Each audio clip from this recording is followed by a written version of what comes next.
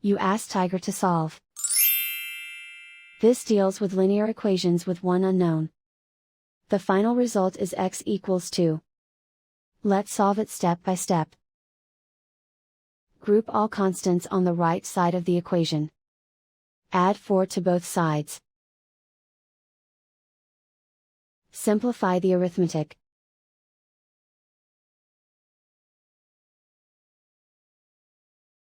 Isolate the x. Divide both sides by 3. Simplify the fraction. Find the greatest common factor of the numerator and denominator. Factor out and cancel the greatest common factor. And so the final result is x equals 2.